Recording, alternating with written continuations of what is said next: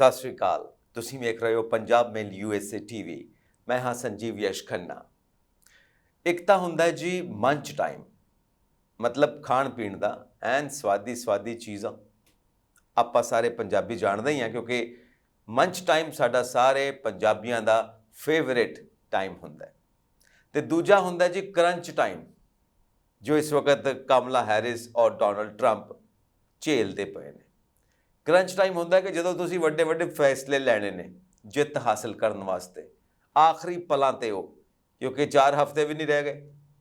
ਨਵੰਬਰ 5 ਨੂੰ ਜਦੋਂ ਇਲੈਕਸ਼ਨਸ ਹੋ ਜਾਣੀਆਂ ਨੇ, ਤਾਂ ਫਿਰ ਕਰੰਚ ਟਾਈਮ ਚੱਲਦਾ ਪਿਆ। ਅਤੇ ਬਾਕੀ ਸਾਰੇ ਜਿਹੜੇ ਅਮਰੀਕਾ ਦੇ ਲੋਕ ਨੇ, ਜਿਹੜੇ ਵੋਟਰਸ ਨੇ, ਉਹਨਾਂ ਦਾ ਮੰਚ ਟਾਈਮ ਚੱਲਦਾ ਪਿਆ। ਉਹ ਸਨੈਕਸ ਇੰਜੋਏ ਕਰਦੇ ਨੇ, ਤਰ੍ਹਾਂ ਦੀਆਂ ਚੀਜ਼ਾਂ ਖਾਂਦੇ ਪੀਂਦੇ ਨੇ, ਅਤੇ ਬੈਠ ਕੇ ਡੋਨਲਡ ਟਰੰਪ ਅਤੇ ਕਮਲਾ ਹੈਰਿਸ ਦੇ ਕਰੰਚ ਟਾਈਮ ਬਾਰੇ ਗੱਲਬਾਤ ਕਰਦੇ ਨੇ। ਯਾਨੀ ਕਿ ਅਮਰੀਕਾ ਦੀ ਧਰਤੀ ਦੇ ਉੱਤੇ ਇਸ ਵਕਤ ਮੰਚ ਟਾਈਮ ਅਤੇ ਕਰੰਚ ਟਾਈਮ ਦੋਵੇਂ ਇਕੱਠੇ ਚੱਲਦੇ ਪਏ ਨੇ। ਇੰਡੀਆ ਇੰਟਰਨੈਸ਼ਨਲ, ਕੁਝ ਉਹ ਮੁੱਦੇ ਜੋ ਪੂਰੀ ਦੁਨੀਆ ਦਾ ਧਿਆਨ ਆਪਣੇ ਵੱਲ ਖਿੱਚਦੇ ਪਏ ਨੇ। ਸੋ ਕਰੰਚ ਟਾਈਮ ਮੰਚ ਟਾਈਮ ਤੋਂ ਅੱਗੇ ਵਧੀਏ। ਗੱਲ ਇੰਨੀ ਕੀ ਆ ਕਿ ਵੋਟਰਸ ਕਹਿੰਦੇ ਨੇ ਸਾਡੇ ਵਾਸਤੇ ਇਕੋਨਮੀ ਨੰਬਰ 1 ਇਸ਼ੂ ਆ, ਕਿਉਂਕਿ ਇਕੋਨਮੀ ਹੋਏਗੀ ਤਾਂ ਹੀ ਤਾਂ ਗੱਲਬਾਤ ਹੋਏਗੀ, ਤਾਂ ਹੀ ਤਾਂ ਮੰਚ ਟਾਈਮ ਹੋਏਗਾ। ਜੇ ਜੇਬ ਵਿੱਚ ਪੈਸੇ ਹੋਣਗੇ ਤਾਂ ਇਸ ਕਰਕੇ ਇਕੋਨਮੀ ਸਾਡਾ ਫਸਟ ਇਸ਼ੂ ਆ।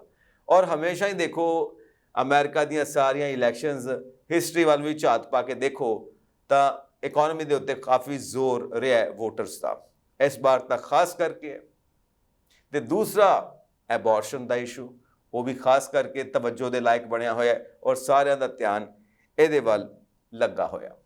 ਨਾਓ ਡੋਨਲਡ ਟਰੰਪ ਅਤੇ ਕਮਲਾ ਹੈਰਿਸ ਕਰਦੇ ਕੀ ਪਏ ਨੇ? ਦੇਖੋ, ਡਿਬੇਟ ਹੋਈ ਪਹਿਲਾਂ ਜੋ ਬਾਈਡਨ ਦੇ ਨਾਲ ਡੋਨਲਡ ਟਰੰਪ ਦੀ, ਉਹਦੇ ਵਿੱਚ ਜੋ ਵੀ ਹਾਲਾਤ ਹੋਏ ਸਾਡੇ ਸਾਰਿਆਂ ਦੇ ਸਾਹਮਣੇ ਨੇ, ਅਸੀਂ ਉਸ ਬਾਰੇ ਜਾਣਦੇ ਹਾਂ। ਔਰ ਉਸ ਤੋਂ ਬਾਅਦ ਜੋ ਬਾਈਡਨ ਪਿੱਛੇ ਹਟ ਜਾਂਦੇ ਨੇ, ਕਮਲਾ ਹੈਰਿਸ ਨੂੰ ਅੱਗੇ ਕਰ ਦਿੰਦੇ ਨੇ।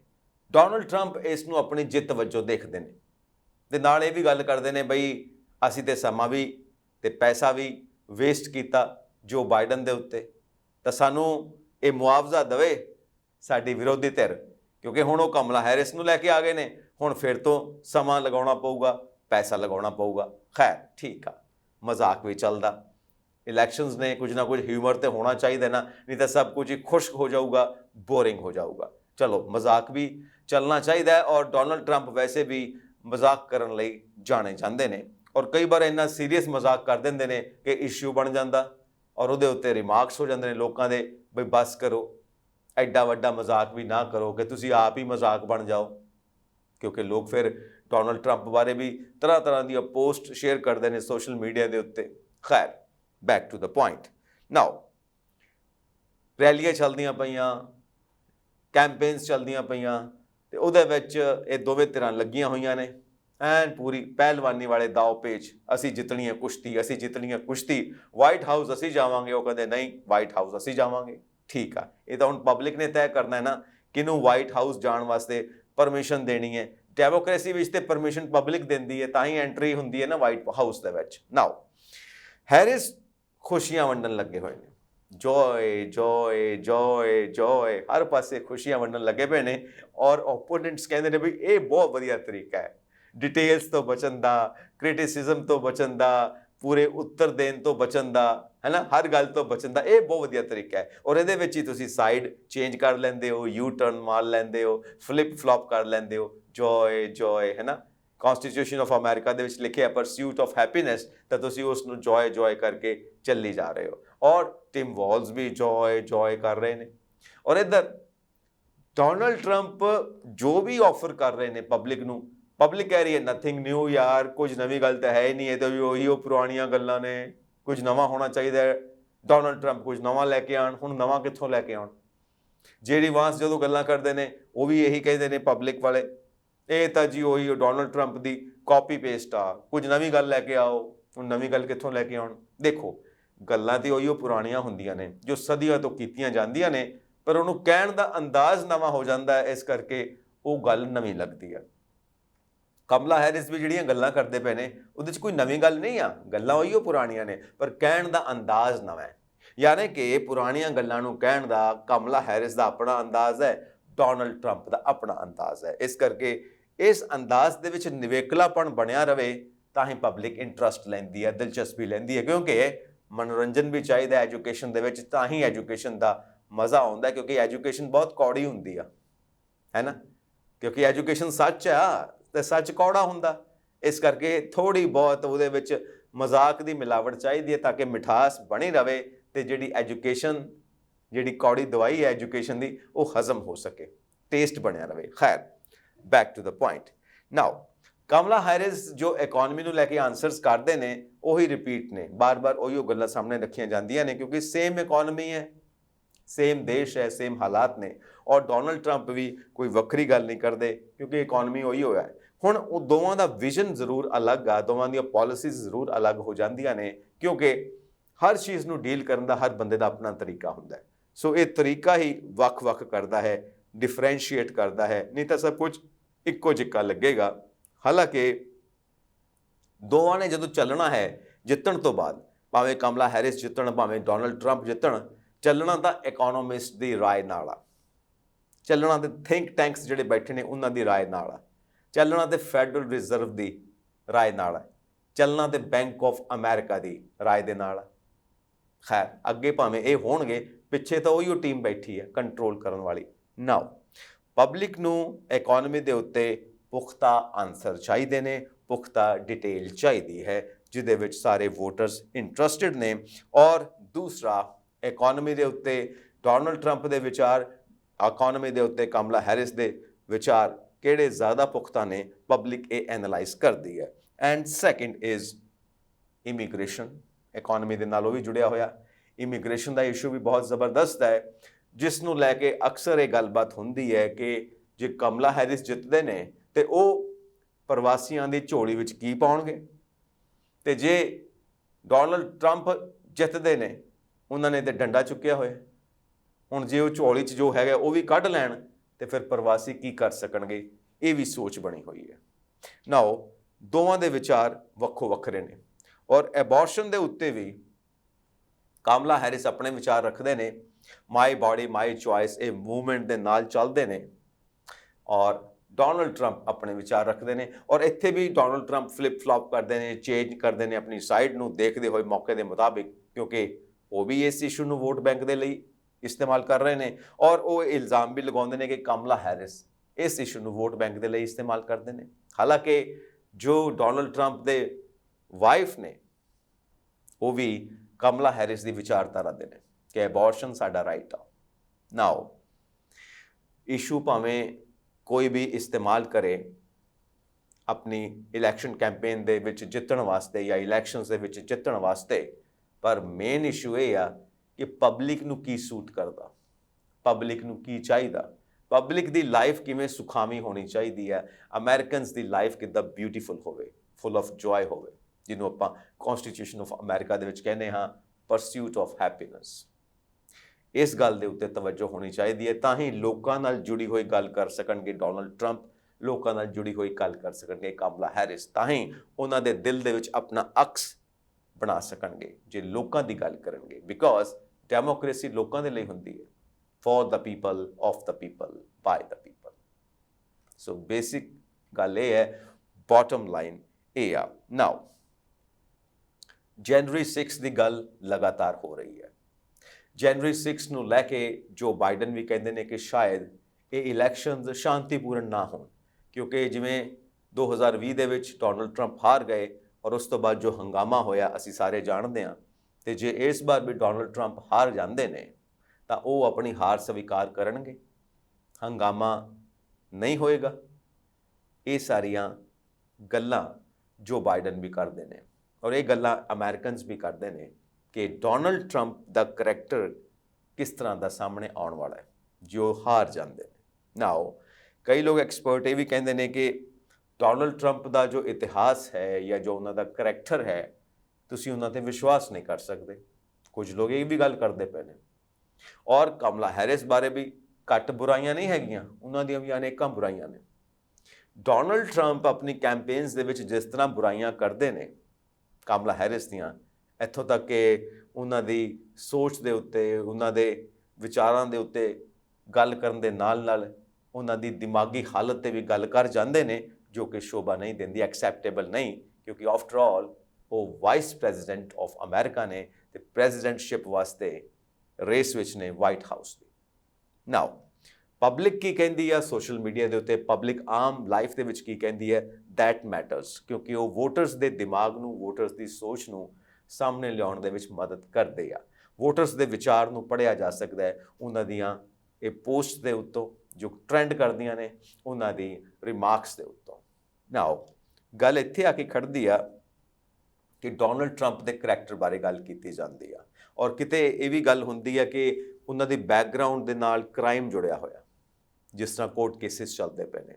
ਔਰ ਜਨਵਰੀ 6 ਦੀ ਗੱਲ ਕਰੀਏ ਤਾਂ ਉਹਦੇ ਵਿੱਚ ਵੀ ਨਵੇਂ ਪਰਤਾਂ, ਨਵੇਂ ਕਾਗਜ਼ਾਤ, ਨਵੀਂ ਐਵੀਡੈਂਸ, ਕਾਫੀ ਕੁਝ ਨਵਾਂ ਪ੍ਰੋਡਿਊਸ ਕੀਤਾ ਗਿਆ ਕੋਰਟਸ ਦੇ ਵਿੱਚ, ਔਰ ਉਹਦੇ ਵਿੱਚ ਕਈ ਹੋਰ ਨਾਂ ਵੀ ਇਨਵੋਲਵ ਹੁੰਦੇ ਪਏ ਨੇ ਡੋਨਲਡ ਟਰੰਪ ਦੇ ਨਾਲ, ਜਿੱਥੋਂ ਤੱਕ ਜਨਵਰੀ 6 ਦੀ ਗੱਲ ਆ। ਖੈਰ ਇਲੈਕਸ਼ਨਸ ਤੋਂ ਬਾਅਦ ਇਹਦਾ ਨਤੀਜਾ ਆਉਣਾ ਹੈ, ਪਰ ਫਿਲਹਾਲ ਜੋ ਲਾਸਟ ਓਪਰਚੁਨਿਟੀ ਸੀ ਲੀਗਲ ਟੀਮ ਦੇ ਕੋਲ, ਉਹਨਾਂ ਨੇ ਉਸ ਓਪਰਚੁਨਿਟੀ ਨੂੰ ਅਵੇਲ ਕਰਦੇ ਹੋਏ, ਉਸ ਦਾ ਫਾਇਦਾ ਲੈਂਦੇ ਹੋਏ, ਜੋ ਵੀ ਉਹ ਡਾਕੂਮੈਂਟੇਸ਼ਨ, ਜੋ ਵੀ ਐਵੀਡੈਂਸ ਵਾਟਐਵਰ ਪ੍ਰੈਜ਼ੈਂਟ ਕਰ ਸਕਦੇ ਸੀ ਇਸ ਕੇਸ ਨਾਲ ਰਿਲੇਟਡ, ਉਹਨਾਂ ਨੇ ਕੀਤਾ ਹੈ, ਔਰ ਜਿਸ ਨੂੰ ਡਿਨਾਈ ਕਰਦੀ ਹੈ ਡੋਨਲਡ ਟਰੰਪ ਦੀ ਲੀਗਲ ਟੀਮ। ਨਾਓ ਇੱਥੇ ਹੁਣ ਕੋਰਟ ਨੇ ਦੇਖਣਾ ਕਿ ਸੱਚ ਕੀ ਹੈ ਤੇ ਝੂਠ ਕੀ ਹੈ। ਸੁਪਰੀਮ ਕੋਰਟ ਆਫ ਅਮਰੀਕਾ ਇਹਦੇ ਵਿੱਚ ਆਪਣਾ ਫੈਸਲਾ ਜਦੋਂ ਉਹਨੇ ਦੇਣਾ ਹੈ। ਨਾਓ ਕਰੈਕਟਰ ਦੀ ਗੱਲ ਹੋਈ, ਔਰ ਡੋਨਲਡ ਟਰੰਪ ਦੇ ਕਰੈਕਟਰ ਬਾਰੇ ਇਹ ਗੱਲ ਹੁੰਦੀ ਹੈ ਕਿ ਉਹਨਾਂ ਦਾ ਪਿਛੋਕੜ ਕ੍ਰਾਈਮਸ ਦੇ ਵਿੱਚ, ਜਿੱਦਾਂ ਕੋਰਟਸ ਦੀਆਂ ਕੇਸ ਆਉਂਦੇ ਨੇ ਉਧਰ ਇਸ਼ਾਰਾ ਕਰਦੇ ਪਏ ਨੇ, ਔਰ ਕਮਲਾ ਹੈਰਿਸ ਦਾ ਪਿਛੋਕੜ, ਸ਼ੀ ਇਜ਼ ਅ ਲਾਇਰ, ਉਹ ਕੋਰਟ ਵਿੱਚ, ਉਹ ਕਾਨੂੰਨ ਵਿੱਚ, ਹੈ ਨਾ, ਉਹ ਕਾਨੂੰਨੀ ਪਰਸਨ ਰਹੇ ਨੇ, ਇਹ ਵੀ ਗੱਲ ਸਾਹਮਣੇ ਆਉਂਦੀ ਹੈ। ਸੋ ਕਿਤੇ ਨਾ ਕਿਤੇ ਪਲੜਾ ਕਿਸੇ ਪੁਆਇੰਟ ਤੇ ਡੋਨਲਡ ਟਰੰਪ ਦੇ ਹੱਕ ਵਿੱਚ ਭਾਰੀ ਹੋ ਜਾਂਦਾ ਹੈ, ਕਿਸੇ ਪੁਆਇੰਟ ਦੇ ਉੱਤੇ ਕਮਲਾ ਹੈਰਿਸ ਦੇ ਉੱਤੇ ਭਾਰੀ ਹੋ ਜਾਂਦਾ। ਸੋ ਇਹ ਸਾਰੀਆਂ ਗੱਲਾਂ ਜਦੋਂ ਸਾਹਮਣੇ ਆਉਂਦੀਆਂ ਨੇ, ਫੋਰਨ ਪਾਲਿਸੀ ਦੀ ਵੀ ਗੱਲ ਉਹਦੇ 'ਚ ਆਉਂਦੀ ਆ ਕਿ ਫੋਰਨ ਪਾਲਿਸੀ ਕਿੱਦਾਂ ਦੀ ਹੋਏਗੀ, ਕਮਲਾ ਹੈਰਿਸ ਕੀ ਕਰਨਗੇ ਡੋਮੈਸਟਿਕ ਟੈਕਸਿਸ ਨੂੰ ਲੈ ਕੇ, ਡੋਨਲਡ ਟਰੰਪ ਕੀ ਕਰਨਗੇ ਡੋਮੈਸਟਿਕ ਟੈਕਸਿਸ ਨੂੰ ਲੈ ਕੇ, ਔਰ ਫੋਰਨ ਪਾਲਿਸੀ ਵਿਦੇਸ਼ਾਂ ਦੇ ਵਿੱਚ ਬਾਕੀ ਦੇਸ਼ਾਂ ਦੇ ਨਾਲ ਸਾਡੇ ਰਿਲੇਸ਼ਨਸ ਕਿੱਦਾਂ ਰਹਿਣਗੇ, ਇਹ ਸਾਰੀਆਂ ਗੱਲਾਂ ਹੋਣਗੀਆਂ। ਔਰ ਇਹ ਗੱਲਾਂ ਦੁਬਾਰਾ ਕੀਤੀਆਂ ਜਾਣ ਪਬਲਿਕ ਦੇ ਸਾਹਮਣੇ, ਇਹਦੇ ਵਾਸਤੇ ਫੌਕਸ ਨਿਊਜ਼ ਨੇ ਫਿਰ ਅਪਰੋਚ ਕੀਤਾ ਕਿ ਇੱਕ ਸੈਕਿੰਡ ਡਿਬੇਟ ਹੋ ਜਾਏ ਅਕਤੂਬਰ ਦੇ ਐਂਡ ਦੇ ਵਿੱਚ, ਇਲੈਕਸ਼ਨਸ ਦੇ ਲਾਗੇ ਤਾਗੇ ਕਿਤੇ ਜਾ ਕੇ। ਡੋਨਲਡ ਟਰੰਪ ਕਹਿੰਦੇ ਨੋ, ਕਮਲਾ ਹੈਰਿਸ ਕਹਿੰਦੇ ਯੈਸ। ਡੋਨਲਡ ਟਰੰਪ ਕਹਿੰਦੇ ਨੇ ਕਿ ਹੁਣ ਟਾਈਮ ਨਹੀਂ ਹੈਗਾ ਡਿਬੇਟ ਦਾ, ਕਿਉਂਕਿ JD ਵੈਂਸ ਔਰ ਟਿਮ ਵਾਲਜ਼ ਦੀ ਵੀ ਡਿਬੇਟ ਹੋ ਗਈ, ਉਹ ਵੀ ਲੋਕਾਂ ਨੇ ਦੇਖ ਲਈ, ਤੇ ਮੇਰੀ ਤੇ ਕਮਲਾ ਹੈਰਿਸ ਦੀ ਵੀ ਹੋ ਗਈ, ਉਹਦੇ 'ਚ ਮੈਂ ਜਿੱਤ ਗਿਆ। ਉਹ ਆਪਣੇ ਆਪ ਨੂੰ ਜੇਤੂ ਉਹਨਾਂ ਨੇ ਡਿਕਲੇਅਰ ਕਰ ਦਿੱਤਾ। ਹੁਣ ਇਹ ਤੇ ਪਬਲਿਕ ਨੇ ਦੇਖਣਾ ਜਿੱਤਿਆ ਕੌਣ ਤੇ ਹਾਰਿਆ ਕੌਣ। ਖੈਰ ਜਿੱਤਣਾ ਹਾਰਨਾ ਤੇ ਕੀ ਹੈ, ਇਹਦੇ 'ਚ ਆਪਣੇ ਆਪਣੇ ਵਿਊਜ਼ ਪਬਲਿਕ ਦੇ ਸਾਹਮਣੇ ਰੱਖਣੇ ਨੇ, ਤਾਂ ਕਿ ਪਬਲਿਕ ਨੂੰ ਪਤਾ ਲੱਗੇ ਇਹ ਦੋਵੇਂ ਨੇਤਾ ਸਾਡੇ ਦਿਲ ਵਿੱਚ ਕੀ ਰੱਖਦੇ ਨੇ ਤੇ ਜ਼ੁਬਾਨ ਤੇ ਕੀ ਰੱਖਦੇ ਨੇ। ਤੇ ਟਿਮ ਵਾਲਜ਼ ਤੇ JD ਵਾਂਸ ਦਾ ਵੀ ਇਹੀ ਹੈ ਕਿ ਉਹਨਾਂ ਨੇ ਤੇ ਸਪੋਰਟ ਕੀਤਾ ਹੈ ਇਹ ਦੋਵੇਂ ਆਪਣੇ ਜੋ ਪ੍ਰੈਜ਼ੀਡੈਂਟਸ਼ਿਪ ਦੇ ਕੈਂਡੀਡੇਟ ਨੇ, ਕਿਉਂਕਿ ਬਹੁਤ ਇਹਤਿਆਤ ਨਾਲ ਚੱਲ ਨੇ, ਸਿਵਲਾਈਜ਼ਡ ਵੇ ਦੇ ਤਰੀਕੇ ਦੇ ਨਾਲ। ਖੈਰ ਝੜਪ ਵੀ ਹੋਈ, ਲੇਕਿਨ ਇਸ ਚੀਜ਼ ਨੂੰ ਧਿਆਨ 'ਚ ਰੱਖਿਆ ਗਿਆ ਕਿ ਜੋ ਇਹ ਸਾਰਾ ਅਸੀਂ ਕਿਲਾ ਬਣਾਇਆ ਹੁਣ ਤੱਕ ਆਪਣੀ ਜਿੱਤ ਦਾ, ਇਹ ਕਿਤੇ ਢਹਿ ਢੇਰੀ ਨਾ ਹੋ ਜਾਵੇ, ਕੋਈ ਗਲਤੀ ਨਾ ਕਰ ਬੈਠੀਏ ਜਿਹੜੀ ਸਾਡੇ ਖਿਲਾਫ ਚਲੀ ਜਾਵੇ ਔਰ ਸਾਡੇ ਉੱਤੇ ਫਿਰ ਉਂਗਲ ਉੱਠੇ ਬਈ ਤੁਹਾਡੇ ਕਾਰਨ ਇਲੈਕਸ਼ਨ ਦੇ ਵਿੱਚ ਹਾਰ ਗਏ, ਤੁਸੀਂ ਉੱਥੇ ਆ ਬੋਲਿਆ ਸੀ। ਬੜੇ ਇਹਤਿਆਤ ਨਾਲ ਚੱਲੇ ਨੇ ਦੋਵੇਂ, ਸੋ ਹੈਡਸ ਆਫ ਉਹਨਾਂ ਦੋਵਾਂ ਨੂੰ ਹੀ। ਨਾਓ ਫੋਰਨ ਪਾਲਿਸੀ ਦੀ ਗੱਲ, ਇਕੋਨਮੀ ਦੀ ਗੱਲ, ਮਾਈਗ੍ਰੈਂਟਸ ਦੀ ਗੱਲ ਐਂਡ ਐਬੋਰਸ਼ਨ ਦੀ ਗੱਲ, ਇਹ ਸਾਰੀਆਂ ਗੱਲਾਂ ਹੁੰਦੀਆਂ ਨੇ। ਸੀਨੀਅਰ ਸਿਟੀਜ਼ਨਸ ਵਾਸਤੇ ਕੀ ਕੀਤਾ ਜਾਏਗਾ, ਹੈਲਥ ਕੇਅਰ ਵਾਸਤੇ ਕੀ ਕੀਤਾ ਜਾਏਗਾ, ਹੈ ਨਾ, ਇਹ ਸਭ ਕੁਝ ਹੁੰਦਾ। ਔਰ ਮੈਡੀਕੇਅਰ ਦਾ ਕਿੱਦਾਂ ਇਸਤੇਮਾਲ ਕੀਤਾ ਜਾਵੇ, ਜਿਵੇਂ ਹੈਲਥ ਕੇਅਰ ਦੇ ਵਾਸਤੇ ਕਮਲਾ ਹੈਰਿਸ ਨੇ ਆਪਣੀਆਂ ਸਟੇਟਮੈਂਟਸ ਦਿੱਤੀਆਂ ਨੇ। ਸੋ ਇਹਦੇ ਵਾਸਤੇ ਸਾਰਾ ਕੁਝ ਖੁਲਾਸਾ ਕਰਨ ਵਾਸਤੇ, ਡਿਬੇਟ ਕਰਨ ਵਾਸਤੇ ਫੌਕਸ ਨਿਊਜ਼ ਨੇ ਕਿਹਾ, ਲੇਕਿਨ ਹਜੇ ਤੱਕ ਤੇ ਮਨਾਹੀ ਹੈ ਡੋਨਲਡ ਟਰੰਪ ਵੱਲੋਂ। ਅੱਗੇ ਜਾ ਕੇ ਦੇਖੋ ਕੀ ਬਣਦਾ ਹੈ। ਔਰ ਇੱਥੇ ਇੱਕ ਖਾਸ ਸਟਾਰ ਪੁਆਇੰਟ ਆਉਂਦਾ ਕਿ ਜਦੋਂ ਡੋਨਲਡ ਟਰੰਪ ਉਸੇ ਥਾਂ ਤੇ ਪੈਂਸਿਲਵੇਨੀਆ ਦੇ ਵਿੱਚ ਜਾਂਦੇ ਨੇ ਜਿੱਥੇ ਉਹਨਾਂ ਦੇ ਉੱਤੇ ਫਸਟ ਅਟੈਕ ਹੋਇਆ ਸੀ ਜਾਨ ਲੈਣ ਵਾਸਤੇ, ਉਸ ਬੱਚੇ ਨੇ ਕੀਤਾ ਜਿਸ ਨੂੰ ਸਿਕਿਉਰਿਟੀ ਪਰਸਨਸ ਨੇ ਸ਼ੂਟ ਕਰਕੇ ਮਾਰ ਦਿੱਤਾ। ਉਸ ਥਾਂ ਦੇ ਉੱਤੇ ਜਦੋਂ ਸੈਕਿੰਡ ਟਾਈਮ ਜਾਂਦੇ ਨੇ ਰੈਲੀ ਵਾਸਤੇ, ਕੈਂਪੇਨ ਵਾਸਤੇ, ਤੇ ਉੱਥੇ ਜਾ ਕੇ ਆਪਣਾ ਭਾਸ਼ਣ ਉੱਥੋਂ ਹੀ ਸ਼ੁਰੂ ਕਰਦੇ ਨੇ ਜਿੱਥੇ ਖਤਮ ਕੀਤਾ। ਔਰ ਸੇਮ ਐਨਰਜੀ ਦੇ ਨਾਲ। ਔਰ ਇਸ ਵਕਤ ਉਹਨਾਂ ਦੇ ਨਾਲ ਐਲਨ ਮਸਕ ਵੀ ਨੇ, ਜੋ ਵੀ ਪਬਲਿਕ ਨੂੰ ਸੰਬੋਧਿਤ ਕਰਦੇ ਨੇ, ਪਬਲਿਕ ਦੇ ਨਾਲ ਉਹ ਵੀ ਗੱਲਬਾਤ ਕਰਦੇ ਨੇ। ਔਰ ਇੱਥੇ ਉਹ ਇੱਕ ਖਾਸ ਪੁਆਇੰਟ ਕਹਿੰਦੇ ਨੇ ਸਿਹਤ ਬਾਰੇ। ਡੋਨਲਡ ਟਰੰਪ ਬਾਰੇ ਕਹਿੰਦੇ ਨੇ ਕਿ ਉਹ ਇੱਕ ਇੱਦਾਂ ਦੇ ਕੈਂਡੀਡੇਟ ਨੇ ਜੋ ਗੋਲੀ ਲੱਗਣ ਤੋਂ ਬਾਅਦ ਵੀ ਐਨਰਜੀ ਦੇ ਨਾਲ ਆਉਂਦੇ ਨੇ ਤੇ ਅਮਰੀਕਾ ਅਮਰੀਕਾ ਫਾਈਟ ਫਾਈਟ ਇਹ ਸਭ ਕਹਿੰਦੇ ਨੇ। ਔਰ ਇੱਕ ਪਾਸੇ ਜੋ ਬਾਈਡਨ ਦੀ ਗੱਲ ਕਰਦੇ ਨੇ, ਜੋ ਸਿਹਤ ਪੱਖੋਂ ਕਮਜ਼ੋਰ ਨੇ ਔਰ ਪੌੜੀਆਂ ਚੜ੍ਹਦੇ ਹੋਏ ਡਿੱਗ ਜਾਂਦੇ ਨੇ। ਇਹ ਗੱਲ ਐਲਨ ਮਸਕ ਨੇ ਕਹੀ ਹੈ। ਖੈਰ, ਜੇ ਤੁਸੀਂ ਦਿਆਨਤਦਾਰੀ ਦੀ ਨਜ਼ਰ ਤੋਂ ਦੇਖੋ ਤਾਂ ਇਹ ਗੱਲ ਕਹਿਣ ਵਾਲੀ ਬਣਦੀ ਨਹੀਂ। ਹੁਣ ਸਰੀਰਕ ਕਮਜ਼ੋਰੀ ਹੈ, ਏਜ ਫੈਕਟਰ ਹੈ। ਹੁਣ ਤੁਸੀਂ ਇਹ ਗੱਲ ਕਹੋ ਪ੍ਰੈਜ਼ੀਡੈਂਟ ਆਫ ਅਮਰੀਕਾ ਬਾਰੇ ਕਿ ਉਹ ਪੌੜੀਆਂ ਚੜ੍ਹਦੇ ਡਿੱਗ ਜਾਂਦੇ ਨੇ, ਇਹ ਸਹੀ ਨਹੀਂ ਹੈ, ਕਿਉਂਕਿ ਇਹ ਬਜ਼ੁਰਗ ਨੇ। ਤੁਹਾਡੇ ਘਰ ਵਿੱਚ ਵੀ ਬਜ਼ੁਰਗ ਹੋਣਗੇ, ਕਿਸੇ ਦੇ ਘਰ ਵਿੱਚ ਵੀ ਬਜ਼ੁਰਗ ਹੋਣਗੇ, ਔਰ ਕੋਈ ਬਜ਼ੁਰਗ ਜੇ ਪੌੜੀਆਂ ਚੜ੍ਹਦੇ ਹੋਏ ਡਿੱਗ ਪਵੇ ਤਾਂ ਇਹ ਇਸ਼ੂ ਹੁੰਦਾ, ਇਹ ਕੋਈ ਪੁਆਇੰਟ ਹੁੰਦਾ ਜਿਹੜਾ ਪਬਲਿਕਲੀ ਤੁਸੀਂ ਅਨਾਉਂਸ ਕਰੋ ਉਸ ਬਜ਼ੁਰਗ ਨੂੰ ਬੇਇੱਜ਼ਤ ਕਰਨ ਵਾਸਤੇ, ਡੀਫੇਮ ਕਰਨ ਵਾਸਤੇ, ਉਸ ਨੂੰ ਡਾਊਨ ਕਰਨ ਵਾਸਤੇ। ਐਲਨ ਮਸਕ ਦੁਨੀਆ ਦੇ ਸਭ ਤੋਂ ਅਮੀਰ ਆਦਮੀ, ਜੋ ਖੁਦ ਇੱਕ ਮਾਈਗ੍ਰੈਂਟ ਨੇ ਅਮਰੀਕਾ ਦੀ ਧਰਤੀ ਦੇ ਉੱਤੇ, ਉਹ ਪ੍ਰੈਜ਼ੀਡੈਂਟ ਆਫ ਅਮਰੀਕਾ ਬਾਰੇ ਇਹ ਗੱਲ ਕਹਿਣ, ਫਸਟ ਸਿਟੀਜ਼ਨ ਆਫ ਅਮਰੀਕਾ ਬਾਰੇ। ਉਹ ਬਜ਼ੁਰਗ ਨੇ। ਮਤਲਬ ਜੇ ਸਿੱਧੀ ਸਾਦੀ ਭਾਸ਼ਾ 'ਚ ਕਹੋ ਕਿ ਤੁਹਾਨੂੰ ਬਜ਼ੁਰਗਾਂ ਦੀ ਇੱਜ਼ਤ ਕਰਨੀ ਨਹੀਂ ਆਉਂਦੀ, ਤੁਹਾਡੇ ਆਪਣੇ ਘਰ ਬਜ਼ੁਰਗ ਨਹੀਂ ਹੈਗੇ, ਤੁਹਾਡੇ ਮਾਤਾ ਜੀ, ਪਿਤਾ ਜੀ ਜਾਂ ਅੰਕਲ ਆਂਟੀ ਕੋਈ ਬਜ਼ੁਰਗ ਹੋਣਗੇ, ਜੇ ਉਹ ਪੌੜੀਆਂ ਚੜ੍ਹਦੇ ਹੋਏ ਡਿੱਗ ਪੈਣ, ਤੁਸੀਂ ਕੀ ਕਹੋਗੇ ਉਹਨਾਂ ਬਾਰੇ? ਜੋ ਗੱਲ ਤੁਸੀਂ ਜੋ ਬਾਈਡਨ ਸਰ ਬਾਰੇ ਕਹੀ ਹੈ ਉਹੀ ਗੱਲ ਕਹਿ ਸਕੋਗੇ? ਸੋ ਇਹ ਗੱਲਾਂ ਦੇਖਣ ਵਾਲੀਆਂ ਨੇ ਕਿ ਅਸੀਂ ਜੋਸ਼ ਦੇ ਵਿੱਚ ਹੋਸ਼ ਗਵਾ ਬੈਠੇ ਹਾਂ। ਇਲੈਕਸ਼ਨ ਦੇ ਜੋਸ਼ ਦੇ ਵਿੱਚ ਅਸੀਂ ਇਹ ਹੋਸ਼ ਗਵਾ ਬੈਠੇ ਕਿ ਇਨਸਾਨੀਅਤ ਦੇ ਨਾਤੇ ਇੱਕ ਬਜ਼ੁਰਗ ਦੇ ਵਾਸਤੇ ਸਾਡੇ ਕੀ ਸ਼ਬਦ ਬਣਦੇ ਨੇ, ਸਾਡੀ ਕੀ ਰਿਸਪੈਕਟ ਬਣਦੀ ਹੈ, ਸਾਡਾ ਕੀ ਫਰਜ਼ ਬਣਦਾ ਹੈ। ਨਾਓ, ਜਦੋਂ ਐਲਨ ਮਸਕ ਖੁਦ ਇੱਕ ਮਾਈਗ੍ਰੈਂਟ ਨੇ ਔਰ ਉਹ ਸਪੋਰਟ ਕਰ ਰਹੇ ਨੇ ਡੋਨਲਡ ਟਰੰਪ ਨੂੰ, ਤਾਂ ਫਿਰ ਡੋਨਲਡ ਟਰੰਪ ਦੇ ਵਿਚਾਰ ਮਾਈਗ੍ਰੈਂਟਸ ਨੂੰ ਲੈ ਕੇ ਇੱਦਾਂ ਦੇ ਕਿਉਂ ਨੇ ਕਿ ਠਾ ਸੋਟਾ? ਕਿਆ ਉਹ ਐਲਨ ਮਸਕ ਨੂੰ ਸਪੋਰਟ ਕਰਦੇ ਨੇ? ਕਿਆ ਉਹ ਐਲਨ ਮਸਕ ਦੀ ਸਪੋਰਟ ਲੈਣਾ ਚਾਹੁੰਦੇ ਨੇ? ਕਿਆ ਉਹ ਐਲਨ ਮਸਕ ਦੇ ਬਾਰੇ ਵੀ ਇੱਦਾਂ ਦੇ ਵਿਚਾਰ ਰੱਖਦੇ ਨੇ ਜੋ ਮਾਈਗ੍ਰੈਂਟਸ ਬਾਰੇ, ਬਾਕੀਆਂ ਬਾਰੇ ਵਿਚਾਰ ਰੱਖਦੇ ਨੇ? ਐਲਨ ਮਸਕ ਕਹਿੰਦੇ ਨੇ ਕਿ ਮਾਈਗ੍ਰੈਂਟਸ ਨੂੰ ਵੈਲਕਮ ਕਰਨਾ ਚਾਹੀਦਾ ਸਾਨੂੰ ਅਮਰੀਕਾ ਦੀ ਧਰਤੀ ਦੇ ਉੱਤੇ, ਲੇਕਿਨ ਕੰਡੀਸ਼ਨ ਇਹ ਹੈ ਕਿ ਉਹ ਲੀਗਲ ਤਰੀਕੇ ਨਾਲ ਆਉਣ, ਕਿਉਂਕਿ ਇਹ ਖੁਦ ਵੀ ਮੈਕਸੀਕੋ ਦੇ ਬਾਰਡਰ ਤੋਂ ਆਏ ਨੇ। ਦੱਸਦੇ ਨੇ ਆਪਣੀ ਕਾਊਬॉय ਹੈਟ ਬਲੈਕ ਰੰਗ ਦੀ ਪਾਈ ਹੋਈ, ਮੈਂ ਉੱਥੇ ਖੜਾ ਇੰਤਜ਼ਾਰ ਕਰ ਰਿਹਾ, ਵਾਟ ਐਵਰ ਕਹਾਣੀ ਹੈ। ਤਾਂ ਐਲਨ ਮਸਕ ਜਦੋਂ ਆਉਂਦੇ ਨੇ ਤਾਂ ਉਹ ਇਹ ਗੱਲ ਕਹਿੰਦੇ ਨੇ ਕਿ ਲੀਗਲੀ ਤਰੀਕੇ ਨਾਲ ਆਉਣ, ਸਾਰੇ ਜਾਣੇ ਉਹਨਾਂ ਦਾ ਵੈਲਕਮ ਹੈ, ਔਰ ਉਹ ਆ ਕੇ ਅਮਰੀਕਨਸ ਵਾਸਤੇ, ਅਮਰੀਕਾ ਵਾਸਤੇ, ਅਮਰੀਕਾ ਦੀ ਇਕਨੋਮੀ ਵਾਸਤੇ, ਅਮਰੀਕਾ ਦੇ ਫਿਊਚਰ ਵਾਸਤੇ, ਮਤਲਬ ਇਹ तमाम ਗੱਲਾਂ ਕਰਦੇ ਨੇ, ਕੰਮ ਕਰਨ according to the constitution of America. ਔਰ ਕੁਝ ਵੀ ਇੱਦਾਂ ਦਾ ਨਹੀਂ ਹੋਣਾ ਚਾਹੀਦਾ ਜਿਹੜਾ ਇਲੀਗਲ ਤਰੀਕੇ ਨਾਲ ਹੋਵੇ ਔਰ ਜਿਸ ਦੇ ਕਰਕੇ ਕ੍ਰਾਈਮ ਰੇਟ ਵਧੇ ਅਮਰੀਕਾ ਦੀ ਧਰਤੀ ਦੇ ਉੱਤੇ। ਆਫ ਕੋਰਸ ਬਿਲਕੁਲ ਠੀਕ ਕਹਿ ਰਹੇ ਨੇ, ਔਰ ਡੋਨਲਡ ਟਰੰਪ ਵੀ ਇਹੀ ਗੱਲ ਕਹਿੰਦੇ ਨੇ ਕਿ ਕ੍ਰਾਈਮ ਰੇਟ ਨਹੀਂ ਵਧਣਾ ਚਾਹੀਦਾ। ਪਰ ਜਿੱਥੇ ਮਾਈਗ੍ਰੈਂਟਸ ਦੇ ਆਉਣ ਦੀ ਗੱਲ ਹੁੰਦੀ ਹੈ, ਉੱਥੇ ਡੋਨਲਡ ਟਰੰਪ ਔਰ ਐਲਨ ਮਸਕ ਦੇ ਵਿਚਾਰ ਥੋੜੇ ਡਿਫਰੈਂਟ ਨਜ਼ਰ ਆਉਂਦੇ ਨੇ। ਇੱਥੇ ਉਹਨਾਂ ਦੋਵਾਂ ਨੂੰ ਕਲੈਰੀਫਿਕੇਸ਼ਨ ਦੇਣੀ ਬਣਦੀ ਹੈ, ਕਿੱਥੇ ਮੈਚ ਕਰਦੇ ਨੇ, ਕਿੱਥੇ ਡਿਫਰੈਂਟ ਨੇ। ਸੋ ਸਿਰਫ ਇਸ ਕਰਕੇ ਹੀ ਐਲਨ ਮਸਕ ਨੂੰ ਐਕਸੈਪਟ ਕਰਦੇ ਨੇ ਡੋਨਲਡ ਟਰੰਪ, ਕਿਉਂਕਿ ਡੋਨਲਡ ਟਰੰਪ ਉਹਨਾਂ ਦੀ ਸਪੋਰਟ ਲੈ ਰਹੇ ਨੇ ਜਾਂ ਐਲਨ ਮਸਕ ਉਹਨਾਂ ਨੂੰ ਸਪੋਰਟ ਕਰ ਰਹੇ ਨੇ। ਇੱਥੋਂ ਤੱਕ ਕਿ ਇੱਕ ਆਡਿਟ ਵਾਲਾ ਕਮਿਸ਼ਨ ਵੀ ਹੋਣਾ ਚਾਹੀਦਾ ਜੋ ਫੈਡਰਲ ਰਿਜ਼ਰਵ ਦੀਆਂ ਸਾਰੀਆਂ ਆਡਿਟ ਕਰੇ, ਤਾਂ ਕਿ ਜਿਹੜੇ ਗੈਰ ਜ਼ਰੂਰੀ ਖਰਚੇ ਨੇ ਉਹਨਾਂ ਨੂੰ ਕੱਟ ਕੀਤਾ ਜਾ ਸਕੇ। ਔਰ ਇਸ ਨੂੰ ਬੜੀ ਪ੍ਰਾਊਡਲੀ ਅਨਾਉਂਸ ਕੀਤਾ ਡੋਨਲਡ ਟਰੰਪ ਨੇ, ਔਰ ਕਿਹਾ ਕਿ ਅਸੀਂ $1 ਟ੍ਰਿਲੀਅਨ ਬਚਾ ਲਵਾਂਗੇ, ਜੋ ਸਕੀਮ ਮੈਨੂੰ ਐਲਨ ਮਸਕ ਨੇ ਦਿੱਤੀ ਹੈ। ਔਰ ਇਸ ਕਮਿਸ਼ਨ ਦੇ ਚੀਫ ਹੋਣਗੇ ਐਲਨ ਮਸਕ ਜਦੋਂ ਆਡਿਟ ਹੋਏਗਾ ਫੈਡਰਲ ਰਿਜ਼ਰਵ। ਸੋ ਇਹ ਹੁਣ ਆਪਸ ਦਾ ਮਾਮਲਾ ਕੀ ਹੈ ਜਿਹਨੂੰ ਪਬਲਿਕਲੀ ਤੁਸੀਂ ਐਨਕੈਸ਼ ਕਰ ਰਹੇ ਹੋ, ਪਬਲਿਕਲੀ ਲੈ ਕੇ ਆ ਰਹੇ ਹੋ, ਇਹ ਗੱਲਾਂ ਵਿਚਲੀਆਂ ਤੇ ਤੁਸੀਂ ਜਾਣਦੇ ਹੋ ਕਿ ਇਹ ਵਿਚਲੀ ਗੱਲ ਹੈ ਕੀ। ਖੈਰ, ਆਪਾਂ ਅੱਗੇ ਵਧੀਏ। ਸੋ ਇੱਕ ਸਿੰਪਲ ਗੱਲ ਇਹ ਹੈ ਕਿ ਕੰਮ ਤੇ ਕਰਨਾ ਪਏਗਾ ਕਨਸਟੀਟਿਊਸ਼ਨ ਆਫ ਅਮਰੀਕਾ ਦੇ ਮੁਤਾਬਿਕ ਹੀ। ਜੇ ਕਨਸਟੀਟਿਊਸ਼ਨ ਆਫ ਅਮਰੀਕਾ ਮਾਈਗ੍ਰੈਂਟਸ ਨੂੰ ਅਲਾਉ ਕਰਦਾ ਹੈ ਤਾਂ ਤੁਹਾਨੂੰ ਵੀ ਅਲਾਉ ਕਰਨਾ ਪੈਣਾ ਹੈ, ਔਰ ਉਹਦੇ ਵਿੱਚ ਜੋ ਕੰਡੀਸ਼ਨਸ ਨੇ ਉਹ ਤਾਂ ਰਹਿਣਗੀਆਂ।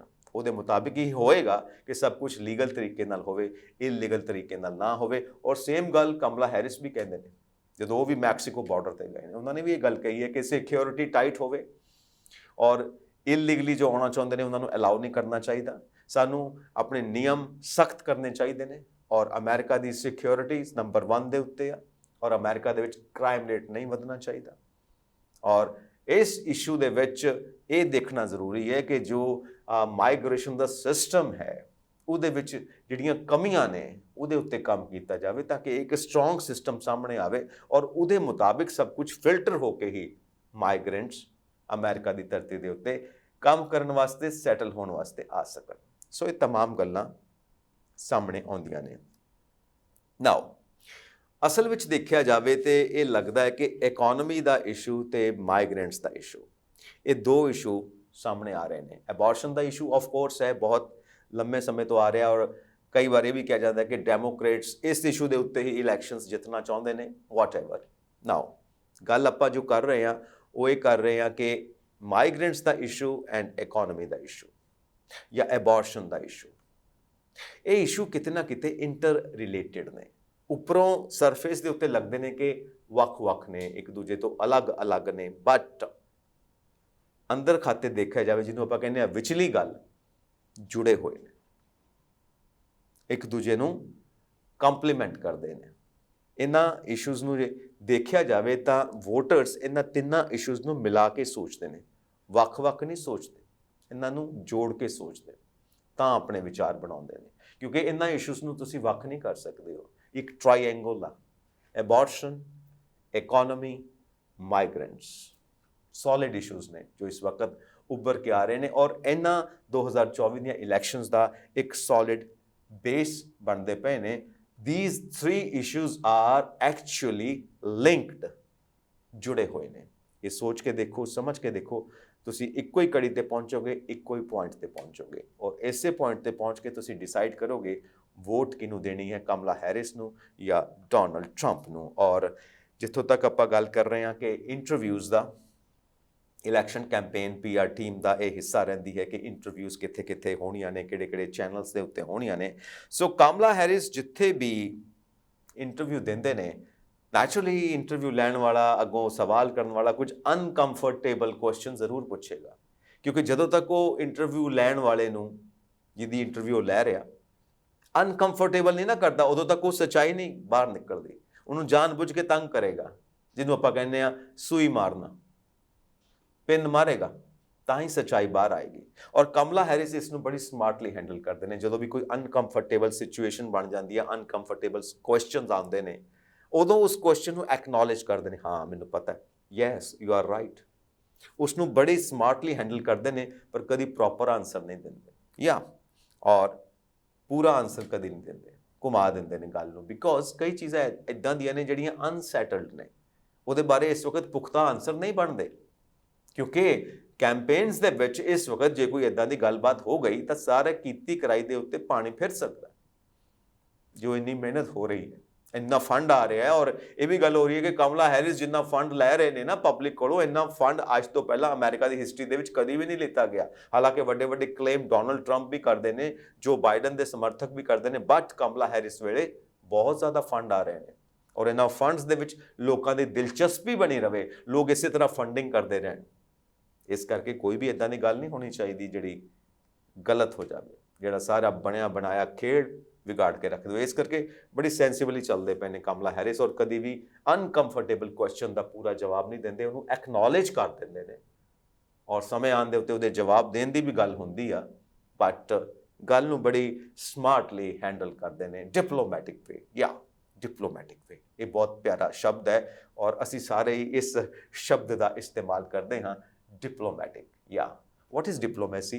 छोटी जी गल है कि एक अंकल अपने भांजे नूं हमेशा ही तू कुछ नहीं करेगा, तू किसे काबिल नहीं, वो बेचारा सुनता रहे।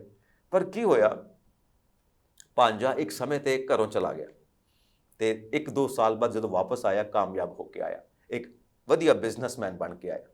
फिर ओही मामा जी, मैनूं पता सी तू कमाल करेगा, ਮੈਨੂੰ ਪਤਾ ਸੀ ਤੂੰ ਲਾਇਕ ਹੈ, ਐਸੇ ਕਰਕੇ ਮੈਂ ਤੈਨੂੰ ਬਾਰ-ਬਾਰ ਕਹਿੰਦਾ ਸੀ ਇੱਥੋਂ ਨਿਕਲ, ਤੂੰ ਕਿੱਥੇ ਬੈਠਾ ਹੋਇਆ ਛੋਟੀ ਜੀ ਥਾਂ ਦੇ ਉੱਤੇ, ਇੱਥੋਂ ਨਿਕਲ, ਬਾਹਰ ਜਾ ਕੇ ਬਿਜ਼ਨਸ ਕਰ। ਤੇ ਬਿਜ਼ਨਸ ਹੋ ਕੇ ਕਾਮਯਾਬ ਹੋ ਕੇ ਮਾਮਾ ਜੀ ਕੋਲ ਆ, ਕਹਿੰਦਾ ਮਾਮਾ ਜੀ ਮੈਂ ਤੁਹਾਡੀ ਸਾਰੀ ਗੇਮ ਸਮਝਦਾ, ਉਦੋਂ ਮੈਂ ਤੁਹਾਡੇ ਤੇ ਭਾਰੂ ਪੈਂਦਾ ਸੀ, ਇਸ ਕਰਕੇ ਤੁਸੀਂ ਮੈਨੂੰ ਕੱਢਣਾ ਚਾਹੁੰਦੇ ਸੀ। ਹੁਣ ਮੈਂ ਕਾਮਯਾਬ ਹੋ ਕੇ ਆ ਗਿਆ, ਹੁਣ ਤੁਸੀਂ ਮੈਨੂੰ ਆਪਣੀ ਗੋਦੀ 'ਚ ਬਿਠਾਉਣਾ ਤਾਂ ਕਿ ਮੇਰੇ ਤੋਂ ਫਾਇਦਾ ਲੈ ਸਕੋ, ਮੈਨੂੰ ਇਸਤੇਮਾਲ ਕਰ ਸਕੋ, ਕਿਉਂਕਿ ਹੁਣ ਮੈਂ ਬਿਜ਼ਨਸਮੈਨ ਹਾਂ। ਸੋ ਡਿਪਲੋਮੈਸੀ, ਮਾਮਾ ਜੀ ਬੜੇ ਸਮਾਰਟ ਨੇ ਤਾਂ ਡਿਪਲੋਮੈਸੀ ਇਸਤੇਮਾਲ ਕਰਦੇ ਨੇ, ਔਰ ਭਾਂਜਾ ਵੀ ਘੱਟ ਸਮਾਰਟ ਨਹੀਂ, ਉਹ ਸਮਝਦਾ ਮਾਮਾ ਜੀ ਦੀ ਡਿਪਲੋਮੈਸੀ। ਕਿਉਂ? ਕਿਉਂਕਿ ਭਾਂਜਾ ਵੀ ਡਿਪਲੋਮੈਸੀ ਇਸਤੇਮਾਲ ਕਰਦਾ ਹੈ ਨਾ ਬਿਜ਼ਨਸ ਦੇ ਵਿੱਚ, ਤਾਂ ਹੀ ਤਾਂ ਕਾਮਯਾਬ ਹੈ। ਬਿਨਾਂ ਡਿਪਲੋਮੈਸੀ ਤੋਂ ਤੁਸੀਂ ਕਾਮਯਾਬ ਕਿਵੇਂ ਹੋ ਸਕਦੇ ਹੋ? So same diplomatic way. Now back to the point. ਗੱਲ ਇੰਨੀ ਕਾ ਕਿ ਇੰਟਰਵਿਊਜ਼ ਨੂੰ ਇਦਾਂ ਹੈਂਡਲ ਕਰਦੇ ਨੇ ਔਰ ਬੜੀ ਸਮਾਰਟਲੀ ਹੈਂਡਲ ਕਰਦੇ ਨੇ, ਔਰ ਟਰੰਪ ਅਗਰੈਸਿਵ ਠਾ ਸੋਟਾ ਜੋ ਉਹਨਾਂ ਦਾ ਅੰਦਾਜ਼ ਹੈ। ਹਾਲਾਂਕਿ ਉਹਨਾਂ ਦੇ ਜਿਹੜੇ ਸਾਰੇ ਨਾਲ ਰਾਏ ਰੱਖਣ ਵਾਲੇ ਔਰ ਉਹਨਾਂ ਨੂੰ ਰਾਏ ਦੇਣ ਵਾਲੇ ਔਰ ਉਹਨਾਂ ਦੇ ਥਿੰਕ ਟੈਂਕਸ, ਉਹਨਾਂ ਦੇ ਵੈਲ ਵਿਸ਼ਰਸ, ਉਹਨਾਂ ਦੀ ਟੀਮ ਨਾਲ ਰਹਿੰਦੀ ਹੈ, ਉਹ ਕਹਿੰਦੇ ਨੇ ਥੋੜ੍ਹਾ ਜਿਹਾ ਹੁਣ ਧਿਆਨ ਰੱਖੋ, ਇਲੈਕਸ਼ਨਸ ਨੇੜੇ ਨੇ, ਬਹੁਤ ਡੰਡੇ ਸੋਟੇ ਚਲਾ ਲਏ ਆਪਾਂ, ਹੁਣ ਥੋੜ੍ਹਾ ਆਰਾਮ ਨਾਲ ਚੱਲੀਏ, ਕਿਤੇ ਬਣੀ ਬਣਾਈ ਖੇਡ ਨਾ ਖਿੰਡ ਜਾਏ। ਆ ਜਿਹੜਾ ਕਾਰਡ ਹਾਊਸ ਬਣਾਇਆ ਨਾ ਆਪਾਂ, ਇਹ ਕਿਤੇ ਢਹਿ ਢੇਰੀ ਨਾ ਹੋ ਜਾਏ। ਖੈਰ ਹੁੰਦਾ ਤੇ ਕਾਰਡ ਹਾਊਸ ਹੀ ਹੈ, ਇਹ ਬਣਾਉਣਾ ਪੈਂਦਾ ਹੈ ਹਰ ਵਾਰ ਇਲੈਕਸ਼ਨਸ ਤੋਂ ਪਹਿਲਾਂ। ਸੋ ਇਹ ਦੋਵੇਂ ਗੱਲਾਂ ਚੱਲਦੀਆਂ ਪਈਆਂ ਨੇ ਇਸ ਵਕਤ ਇਹਨਾਂ ਇਲੈਕਸ਼ਨਸ ਦੇ ਵਿੱਚ। ਐਂਡ ਇੱਕ ਜੋ ਸਭ ਤੋਂ ਸੀਰੀਅਸ ਗੱਲ ਇਸ ਵਕਤ ਚੱਲਦੀ ਪਈ ਹੈ, ਜੋ ਇੱਕ ਨੈਚੁਰਲ ਕਲੈਮਿਟੀ USA ਦੇ ਵਿੱਚ ਆਈ ਹੋਈ ਹੈ, ਹਰੀਕੇਨ। ਅਸੀਂ ਜਾਣਦੇ ਹਾਂ 6 ਸਟੇਟਸ ਦੇ ਵਿੱਚ ਉਹਨੇ ਕਾਫੀ ਤਬਾਹੀ ਕੀਤੀ ਹੈ, ਆਮ ਲੋਕਾਂ ਦੀ ਜ਼ਿੰਦਗੀ ਕਾਫੀ ਤਹਿਸ ਨਹਿਸ ਹੋਈ ਹੈ, ਬਿਲਕੁਲ ਖਿੰਡ ਗਈ ਹੈ। ਔਰ ਅਮਰੀਕਨਸ ਸਪੋਰਟ ਕਰ ਰਹੇ ਨੇ, ਜਿੱਥੇ ਤੱਕ ਜਿਹਦੀ ਜੇਬ ਅਲਾਉ ਕਰਦੀ ਹੈ, ਜਿੱਥੇ ਤੱਕ ਜਿਹਦੀ ਪਹੁੰਚ ਅਲਾਉ ਕਰਦੀ ਹੈ। ਏਜੰਸੀਜ਼ ਲੱਗੀਆਂ ਹੋਈਆਂ, ਗਵਰਨਮੈਂਟਸ ਲੱਗੀਆਂ ਹੋਈਆਂ, ਸਭ ਕੁਝ ਲੱਗਾ ਹੋਇਆ ਹੈ, ਫੰਡਿੰਗ ਹੋ ਰਹੀ ਹੈ ਔਰ ਲੋਕਾਂ ਦੀ ਮਦਦ ਹੋ ਰਹੀ ਹੈ। ਪਰ ਜੋ ਹੁਣ ਉਸ ਨੈਚੁਰਲ ਕਲਾਈਮੇਟੀ ਕਰਕੇ ਬਰਬਾਦੀ ਹੋਈ ਹੈ, ਉਸ ਨੂੰ ਸਾਂਭਣਾ ਉਹਦੇ 'ਚ ਵਕਤ ਤਾਂ ਲੱਗਦਾ ਹੀ ਹੈ, ਔਰ ਖਿੰਡੀ ਹੋਈ ਲਾਈਫ ਨੂੰ ਫਿਰ ਤੋਂ ਟਰੈਕ 'ਤੇ ਲੈ ਕੇ ਆਉਣਾ ਉਹਦੇ ਵਿੱਚ ਵਕਤ ਤਾਂ ਲੱਗਦਾ ਹੀ ਹੈ। ਔਰ ਫਿਲਹਾਲ ਵੀ ਖਤਰਾ ਬਣਿਆ ਹੋਇਆ, ਕਿਉਂਕਿ ਇਹ ਤੂਫਾਨ ਕਦੇ ਕਿੱਧਰ ਤੇ ਕਦੇ ਕਿੱਧਰ, ਕਿਉਂਕਿ ਇਹ ਵੀ ਨਿਊਜ਼ ਆਉਂਦੀਆਂ ਨੇ ਕਿ ਹੁਣ ਜ਼ਿਆਦਾ ਪਾਵਰਫੁਲ ਹੋ ਗਿਆ, ਕਿਸੇ ਹੋਰ ਇਲਾਕੇ 'ਚ ਜ਼ਿਆਦਾ ਪਾਵਰਫੁਲ ਹੋ ਗਿਆ ਹੈ ਔਰ ਉੱਥੇ ਜ਼ਿਆਦਾ ਤਬਾਹੀ ਕਰਦਾ ਪਿਆ ਹੈ। ਔਰ ਏਜੰਸੀਜ਼ ਲੱਗੀਆਂ ਹੋਈਆਂ ਨੇ, ਲੋਕਾਂ ਨੂੰ ਪਹਿਲਾਂ ਹੀ ਇੱਕ ਥਾਂ ਤੋਂ ਦੂਜੀ ਥਾਂ 'ਤੇ ਜਿੱਥੇ ਸ਼ਿਫਟ ਕਰਨਾ ਹੈ, ਸੇਫ ਪਲੇਸਿਸ 'ਤੇ ਜਾਣ ਵਾਸਤੇ ਕਹਿੰਦੀਆਂ ਨੇ, ਜਾਂ ਜਿਸ ਤਰ੍ਹਾਂ ਵੀ ਉਹ ਇੰਸਟਰਕਸ਼ਨਸ ਦਿੰਦੀਆਂ ਨੇ, ਔਰ ਲੋਕਾਂ ਨੂੰ ਉਹ ਸਾਰੀਆਂ ਇੰਸਟਰਕਸ਼ਨਸ ਫੋਲੋ ਕਰਨੀਆਂ ਚਾਹੀਦੀਆਂ ਨੇ, ਕਿਉਂਕਿ ਗਵਰਨਮੈਂਟ ਵੱਲੋਂ ਇੰਸਟਰਕਸ਼ਨਸ ਨੇ ਕਿੱਦਾਂ ਕਿ ਤੁਹਾਡੀ ਜਾਨ ਮਾਲ ਸੇਫ ਰਹੇ। ਸੋ ਇਹ ਸਭ ਕਲਾਈਮੇਟਿਸ ਦਾ ਜੋ ਬਣਿਆ ਹੋਇਆ ਹੈ, ਕੁਦਰਤ ਹੈ, ਕੁਦਰਤ ਦੀ ਤਾਕਤ ਦੇ ਅੱਗੇ ਨਹੀਂ ਚੱਲਦੀ। ਤਾਂ ਫਿਰ ਜਿੰਨਾ ਵੀ ਸਾਰੇ ਜਾਣੇ ਜ਼ੋਰ ਲਗਾ ਰਹੇ ਨੇ ਔਰ ਜ਼ੋਰ ਲਗਾ ਕੇ ਸੰਭਾਲ ਰਹੇ ਨੇ ਇਸ ਮੌਕੇ ਨੂੰ, ਉਹ ਸਭ ਚੱਲ ਰਿਹਾ ਹੈ। ਔਰ ਅਸੀਂ ਵੀ ਸਾਰੇ ਪ੍ਰੇ ਕਰਦੇ ਹਾਂ ਕਿ ਜਲਦੀ ਤੋਂ ਜਲਦੀ ਇਹ ਕੁਦਰਤੀ ਆਪਦਾ ਸ਼ਾਂਤ ਹੋਵੇ ਔਰ ਅਮਰੀਕਨਸ ਨੂੰ ਔਰ ਅਮਰੀਕਾ ਨੂੰ ਇਸ ਤੋਂ ਰਾਹਤ ਮਿਲੇ। ਨਾਓ ਰਾਹਤ ਦੀ ਗੱਲ ਤੇ ਅੱਗੇ ਵੀ ਕਰਨੀ ਹੈ। ਯੂਕਰੇਨ ਦੇ ਵਿੱਚ ਰਾਹਤ ਮਿਲੇ, ਵਾਰਸ ਚੱਲਦੀਆਂ ਪਈਆਂ, ਤੁਸੀਂ ਜਾਣਦੇ ਹੀ ਹੋ 2.5 ਸਾਲ ਹੋ ਚੁੱਕੇ ਨੇ। ਔਰ ਵਾਰਸ ਦੀ ਗੱਲ ਤੇ ਆਪਾਂ ਰੋਜ਼ ਹੀ ਕਰਦੇ ਹਾਂ, ਕਿਉਂਕਿ ਜ਼ੈਲੈਂਸਕੀ ਕਹਿੰਦੇ ਨੇ ਮੈਂ ਪ੍ਰੈਸ਼ਰ ਮਾਰਦਾ ਪਿਆ, ਮੈਂ ਅੱਗੇ ਵੱਧਦਾ ਪਿਆ। ਪੁਤਿਨ ਕਹਿੰਦੇ ਨੇ ਮੈਂ ਅੱਗੇ ਵੱਧਦਾ ਪਿਆ, ਮੈਂ ਪ੍ਰੈਸ਼ਰ ਮਾਰਦਾ ਪਿਆ। ਹੁਣ ਉੱਥੇ ਜਾ ਕੇ ਨਾ ਤੇ ਮੈਂ ਦੇਖ ਕੇ ਆਇਆ ਤੇ ਨਾ ਤੁਸੀਂ ਦੇਖ ਕੇ ਆਏ ਹੋ, ਜੋ ਰਿਪੋਰਟਸ ਮਿਲਦੀਆਂ ਪਈਆਂ ਨੇ ਉਹਦੇ ਮੁਤਾਬਿਕ ਦੋਵੇਂ ਹੀ ਪ੍ਰੈਸ਼ਰ ਮਾਰਦੇ ਪਏ ਨੇ। ਹੁਣ ਰਿਜ਼ਲਟ ਕੀ ਨਿਕਲੇਗਾ ਇਹ ਪਤਾ ਨਹੀਂ, ਪਰ ਇਸ ਵਕਤ ਜੋ ਧਿਆਨ ਦੇਣ ਵਾਲੀ ਗੱਲ ਹੈ, ਜੋ ਪ੍ਰੇ ਕਰਨ ਵਾਲੀ ਗੱਲ ਹੈ ਨੇਚਰ ਦੇ ਅੱਗੇ, ਉਹ ਇਹ ਹੈ ਕਿ ਜੰਗਲਾਂ ਦਾ, ਕੁਦਰਤੀ ਜੋ ਖਜ਼ਾਨੇ ਨੇ ਉਹਨਾਂ ਦਾ ਜੋ ਬੁਰਾ ਹਾਲ ਹੋਇਆ ਹੈ, ਔਰ ਉਸ ਦੇ ਨਾਲ ਇਹ ਸਾਲਾਂ ਬੱਧੀ ਅਸਰ ਰਹੇਗਾ ਬਾਰੂਦ ਦਾ, ਜਿਸ ਕਰਕੇ ਪਾਣੀ ਗੰਦਾ ਹੋ ਗਿਆ, ਦਰਿਆ ਗੰਦੇ ਹੋ ਗਏ, ਹਵਾ ਗੰਦੀ ਹੋ ਗਈ, ਪੋਇਜ਼ਨ ਹਰ ਥਾਂ ਤੇ ਜ਼ਹਿਰ। ਔਰ ਸਭ ਤੋਂ ਖਤਰਨਾਕ ਇਹ ਚੀਜ਼ ਕਿ ਕਿੱਥੇ ਕਿੱਥੇ ਮਾਈਨਸ ਵਿਛੀਆਂ ਹੋਈਆਂ, ਬੰਬ ਕਿੱਥੇ ਕਿੱਥੇ ਵਿਛਾਏ ਹੋਏ ਨੇ ਇੱਕ ਦੂਜੇ ਦੇ ਖਿਲਾਫ। ਉਹ ਬੰਬ ਕਿਤੇ ਆਮ ਲੋਕਾਂ ਨੂੰ ਨਾ ਉਡਾ ਦੇਣ। ਮਾਈਨਸ ਵਿਛੀਆਂ ਹੋਈਆਂ, ਕਿੱਥੇ ਕੋਈ ਪੈਰ ਪੈ ਗਿਆ ਉੱਥੇ ਡੈਥ ਹੋ ਗਈ, ਕੋਈ ਉੜ ਗਿਆ ਧਮਾਕੇ ਦੇ ਵਿੱਚ, ਕੁਝ ਨਹੀਂ ਪਤਾ ਕਿੱਥੇ ਕਿੱਥੇ ਇਹ ਬੰਬ ਵਿਛਾਏ ਹੋਏ ਨੇ।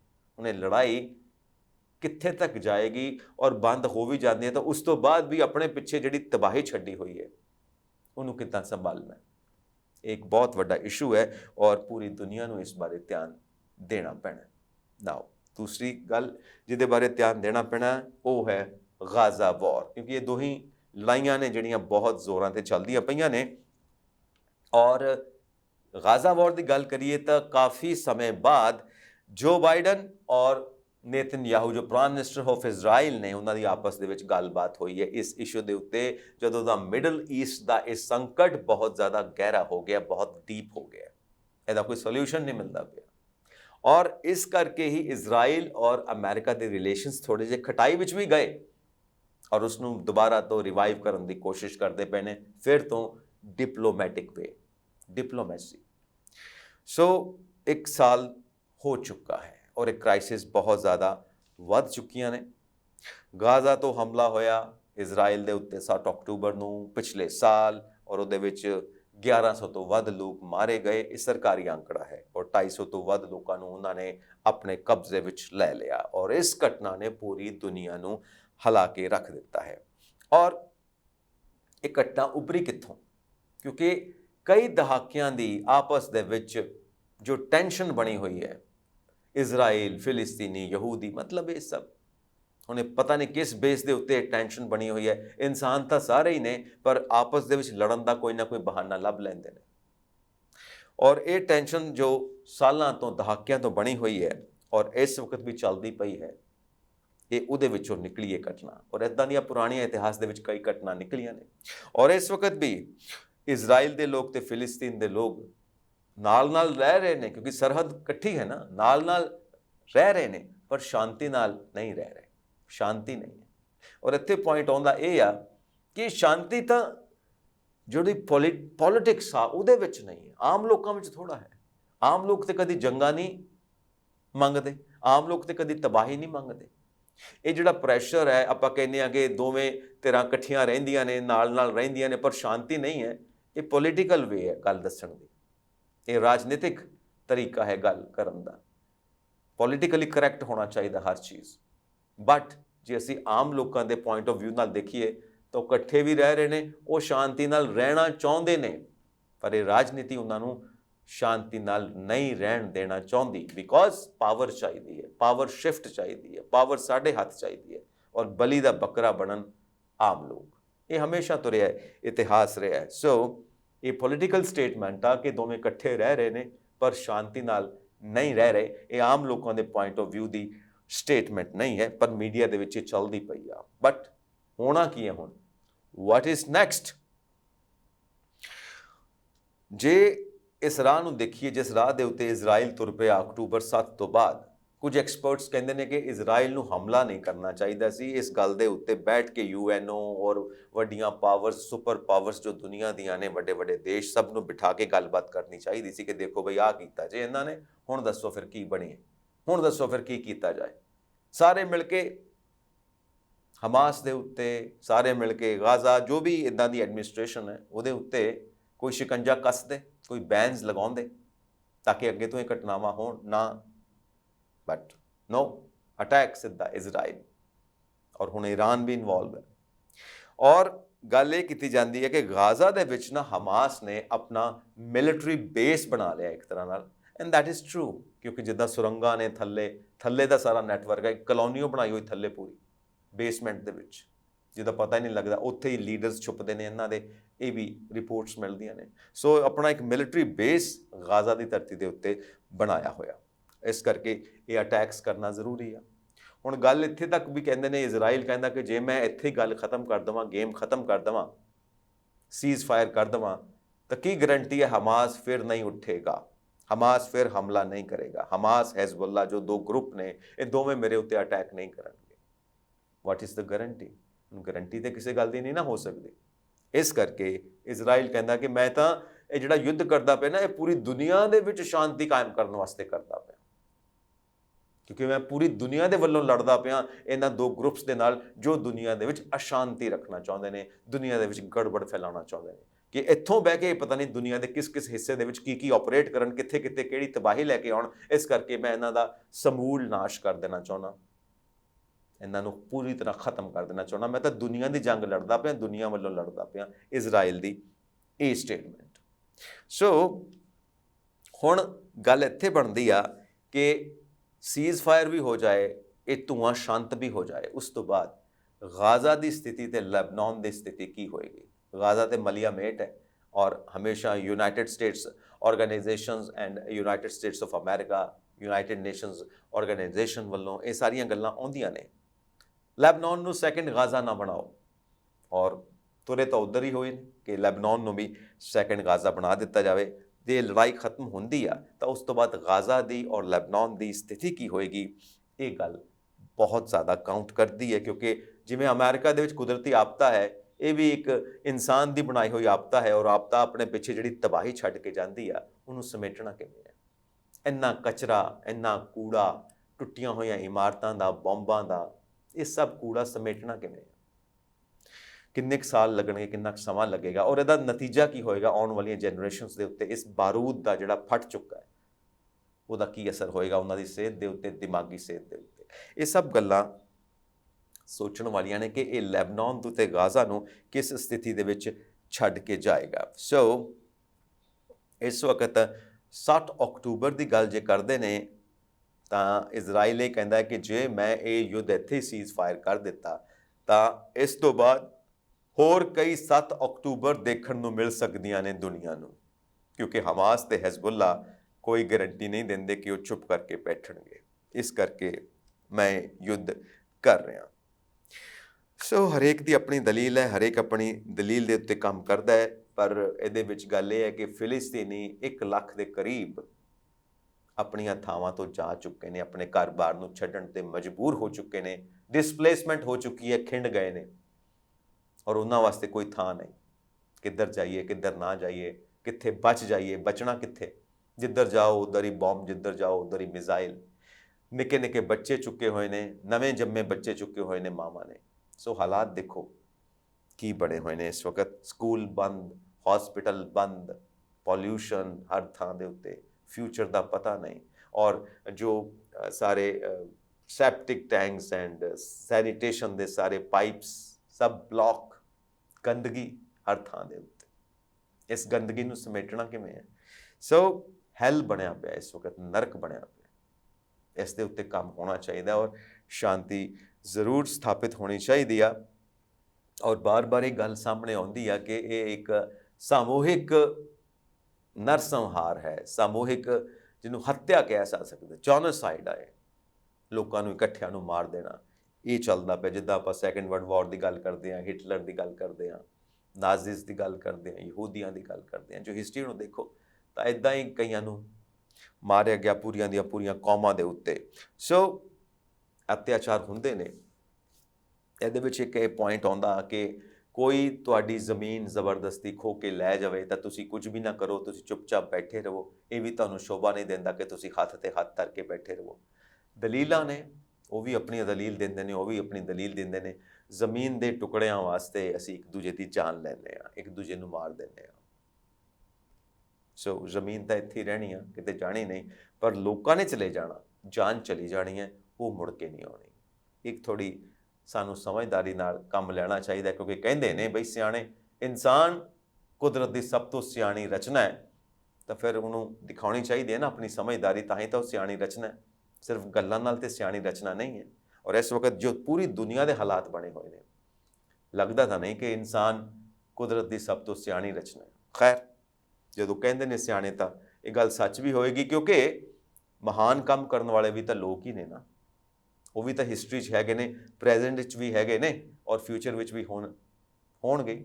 ਜੋ ਮਹਾਨ ਕੰਮ ਕਰਨ ਵਾਲੇ ਨੇ ਉਹ ਵੀ ਤਾਂ ਇਨਸਾਨ ਨੇ। ਤਾਂ ਮੰਨ ਲੈਂਦੇ ਹਾਂ ਬਈ ਇਨਸਾਨ ਕੁਦਰਤ ਦੀ ਸਭ ਤੋਂ ਸਿਆਣੀ ਰਚਨਾ ਹੈ, ਔਰ ਇਹਨਾਂ ਮਾਮਲਿਆਂ ਦੇ ਵਿੱਚ ਵੀ ਉਹਨੂੰ ਆਪਣੀ ਸਮਝਦਾਰੀ ਦਿਖਾਉਣੀ ਚਾਹੀਦੀ ਹੈ। ਔਰ ਸਭ ਤੋਂ ਬੁਰੀ ਗੱਲ ਕੀ ਦੇਖਣ ਨੂੰ ਆ ਰਹੀ ਹੈ ਕਿ ਜਿਹੜੇ ਸੋਲਜਰਸ ਨੇ ਇਹਨਾਂ ਲੜਾਈਆਂ ਦੇ ਵਿੱਚ ਲੜਦੇ ਨੇ, ਉਹ ਆਪਣੇ ਵਾਰ ਕ੍ਰਾਈਮਸ ਨੂੰ ਟਿਕਟੌਕ ਵਰਗੇ ਪਲੇਟਫਾਰਮਸ ਦੇ ਉੱਤੇ ਸ਼ੋਕੇਸ ਕਰਦੇ ਨੇ, ਦਿਖਾਉਂਦੇ ਨੇ ਇਸ ਨੂੰ ਆਪਣੀ ਅਚੀਵਮੈਂਟ ਦੇ ਰੂਪ ਦੇ ਵਿੱਚ।